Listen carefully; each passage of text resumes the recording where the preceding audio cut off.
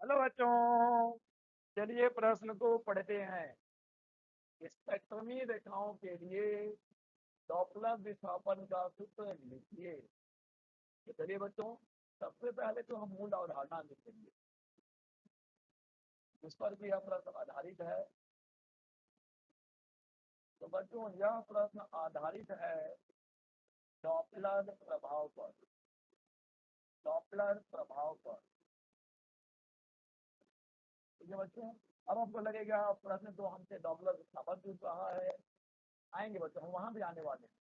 पहले हम समझते हैं कि डॉपलर प्रभाव क्या होता है।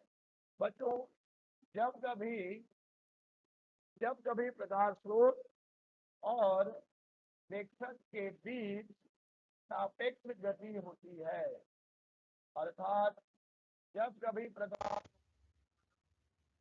प्रेक्षक के बीच आपेक्षिक गति होती है तो प्रेक्षक को प्रकाश स्रोत की आवृत्ति जो है बदलती हुई प्रतीत होती है। ठीक है बच्चों, तो प्रेक्षक को स्रोत की आवृत्ति बदलती हुई प्रतीत होती है।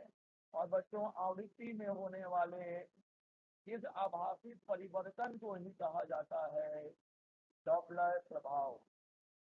डॉपलर प्रभाव, फिलहाल यहाँ पर हम प्रकाश प्रकाश में डॉपलर प्रभाव की बात कर रहे हैं, क्योंकि ध्वनि तरंगों में भी डॉपलर प्रभाव देखने को मिलता है, लेकिन हम यहाँ पर बात कर रहे हैं बच्चों डॉपलर प्रभाव प्रकाश के लिए। ठीक है बच्चों, तो जब कभी भी स्रोत और प्रेक्षक के बीच सापेक्ष गति होती है तो प्रेक्षक की स्रोत को जो है स्रोत की आवृत्ति बदलती हुई प्रतीत होती है। इसे कहा जाता है बच्चों डॉपलर प्रभाव। अब बच्चों बात करते हैं डॉपलर विस्थापन की। हम आ जाते हैं अपने प्रश्न पर कि डॉपलर विस्थापन क्या होता है। डॉपलर विस्थापन, डॉपलर विस्थापन, ठीक है बच्चों। जब भी स्रोत और प्रेक्षक के बीच आपेक्षिक गति होगी तो आवृत्ति में आभासी परिवर्तन होगा, फलस्वरूप तरंग दैर्घ्य में भी आभासी परिवर्तन होगा। तो मान लेते हैं बच्चों कि स्रोत ने वास्तविक रूप से लैम्डा तरंग दैर्घ्य के तरंगों का उत्सर्जन किया है, परंतु आपेक्षिक गति के कारण उसमें एक परिवर्तन हो जाएगा। तो मान लेते हैं कि हमारे श्रोता को लैम्डा डैश तरंग दैर्घ्य मिल रहा है। ठीक है बच्चों, यहाँ पर लैम्डा जो है वास्तविक तरंग दैर्घ्य है, वास्तविक तरंग दैर्घ्य है लैम्डा, वास्तविक तरंग दैर्घ्य। और लैम्डा डैश है आभासी तरंग दैर्घ्य, जो हमारे प्रेक्षक को आभास हो रहा है तरंग दैर्घ्य।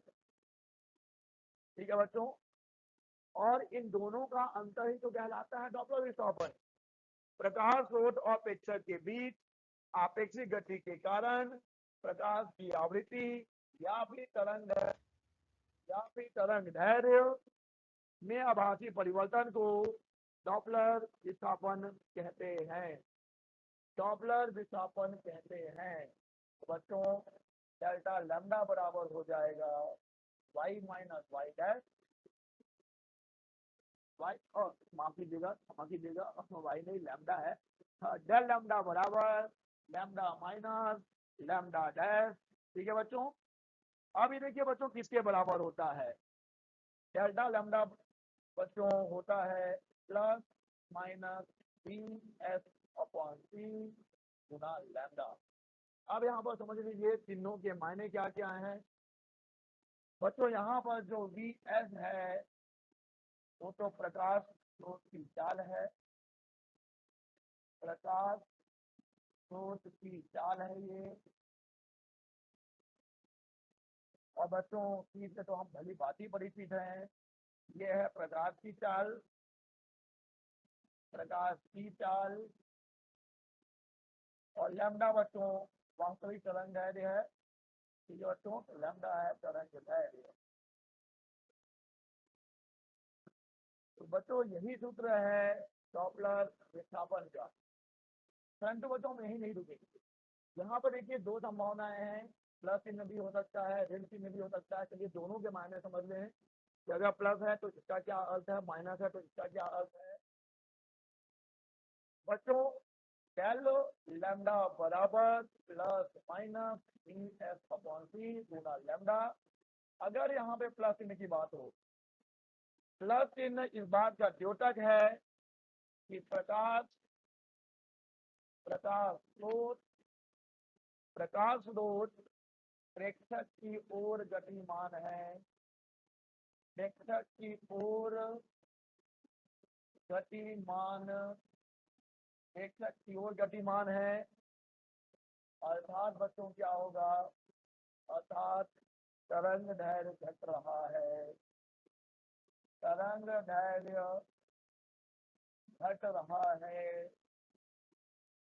ठीक है बच्चों, तो जब प्रकाश स्रोत प्रेक्षक की ओर गतिमान होता है तो तरंग दैर्घ्य घटता है। और मान लीजिए कि यहाँ पर ऋण चिन्ह हो, तो बच्चों ऋण चिन्ह इस बात का द्योतक है कि प्रकाश स्रोत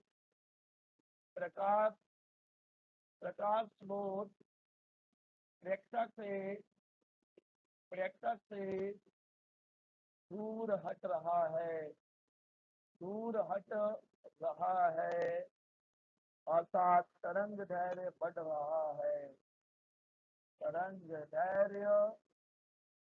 दैर्घ्य बढ़ रहा है। ठीक है बच्चों, तो ये था हमारा डॉपलर विस्थापन। अब बच्चों देखिए यहाँ पर दो संभावनाएं हैं। अगर प्रकाश स्रोत प्रेक्षक की ओर आ रहा है तो तरंग दैर्घ्य घट रहा है। इस स्थिति में बच्चों हम कहते हैं लो शिफ्ट यानी कि नीला विस्थापन, लो शिफ्ट अर्थात नीला विस्थापन। और जब हमारा प्रकाश स्रोत दूर हट रहा है, इस स्थिति में तरंग दैर्घ्य बढ़ रहा है, तो बच्चों इस स्थिति में कहा जाता है लाल विस्थापन, लाल विस्थापन, जैसे कि हम कहते हैं बच्चों रेड शिफ्ट। एक हो गया ब्लू शिफ्ट, एक हो गया रेड शिफ्ट। आशा करते हैं आपको समझ आया होगा। धन्यवाद।